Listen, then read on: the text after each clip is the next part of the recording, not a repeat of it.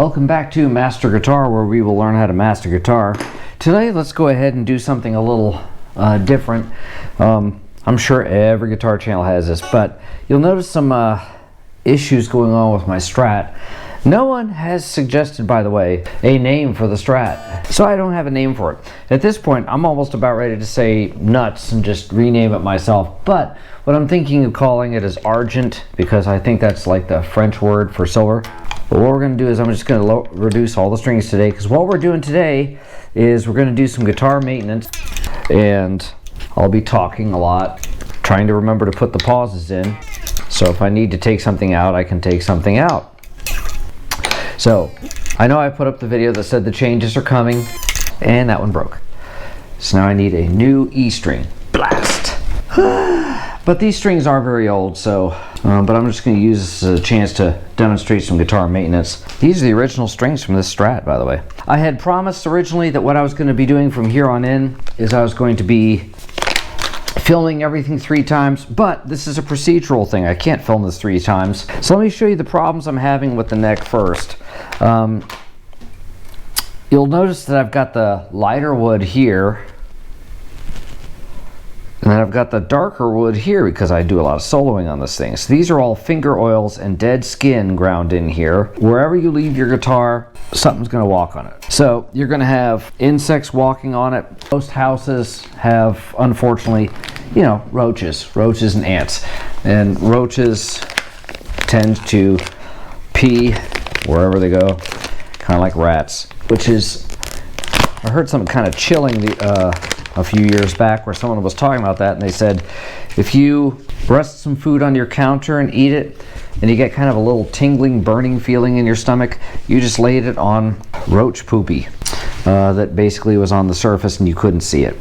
So what I have is I have Dunlop 65 guitar polish. We'll be doing that.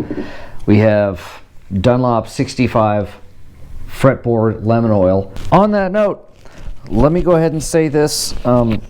I don't believe in censoring comments unless you're just, you know, being rude or, you know, crass. If you're coming in there and insulting, if you say something, I'll answer you, unless it just absolutely does not deserve a response. But so far, I haven't really had anyone leave something that I didn't say, you know, have an answer for. So I try to answer everybody. On this subject, I recognize that not everyone agrees on lemon oil. Some people say, never put this on your guitar. All I know is the music store I worked at, every guitar that came in for any kind of a setup, we always did that. And, you know, you should do a setup, well, at least once a year. The store I bought this from recommended 4 times a year. I've yet to have a setup on it because the thing is just amazing. But I think now I probably do need to have it because, well, you know, you just saw I broke a string and I play this thing to death. So now I've got it running. It takes a minute when you first put it on there. If it has been a while since you've done it, or if you have a guitar that is new and you've never done it, like this guitar, I am the first owner of this guitar. It is not used, it is new. I bought this thing in 2020, brand new, went into the music store, had a $1,000 bonus from work. My wife said, go get a guitar or 2, and I did. I went in and got 2 guitars. I wanted a Stratocaster and I wanted a Flying V. The bottle tip will look like that after you use it the first time. That is all dirt. That is all dead skin and grime and stuff. So when you have never done it before, let it set and dry. So the cleaning cloth I have is an Ernie Ball. Normally I like to get the Fender ones, but you know how it is when you're ordering something off of Amazon. It gives recommended as a package and you can save a couple dollars. So I got this one, but once this one's used up, I'll throw this away and get a Fender one. What's really funny is I'm finding that as I own this guitar, I'm playing it more and more and more and more and more. So as you can see up here in these areas, the polish is almost completely soaked in. And they literally, that's what they recommend, is just let it soak completely in. So again, some of you guys do not believe in putting lemon oil on your fretboard. In this case, I want contrary opinions. I want you to say why you've been told it and that you never do it. And again, you know, I never did it for years because there were too many people who disagreed, and so as a result, it was all the music stores I worked at, one up in New England and the one here where I'm living in right now. Sorry, I don't mention where I live anymore because there are just too many weird people out there now. If you don't believe in putting lemon oil on a fretboard, leave a comment, explain why. I want alternate opinions. I really want to hear that. And the reason is because there are people who will be undecided and they'll be saying why. And I don't want to misrepresent your opinion. This is weird. I just noticed this. There's like a little hump right there, like they didn't work on the wood all that much here. The side that has no logo on it, I'm going to use that for the lemon oil. And the side with the logo on it, on the opposite end, I'm going to do the guitar polish. So I'm just going to go ahead and take this off. And either it's going to take off all the dark on the fretboard, or it's going to darken up the light spots on the fretboard. One of the two.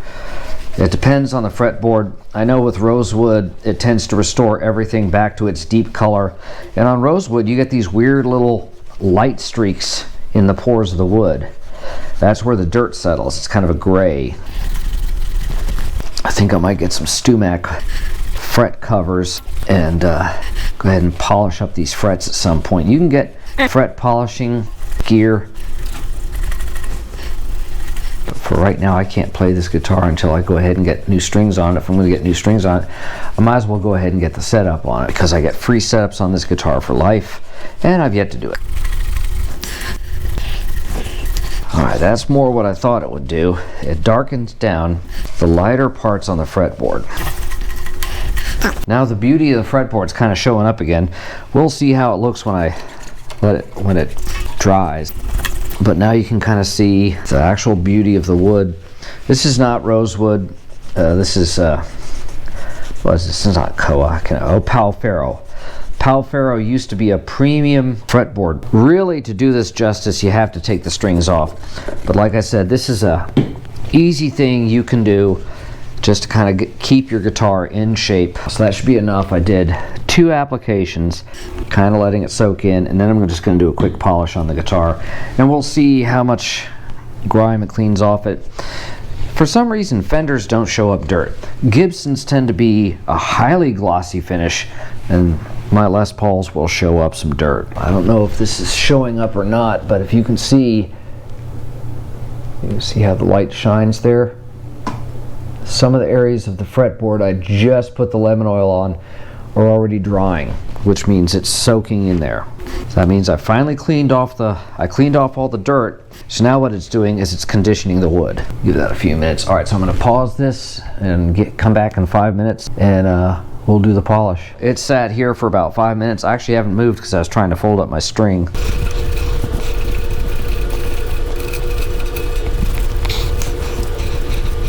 Alright, there we go.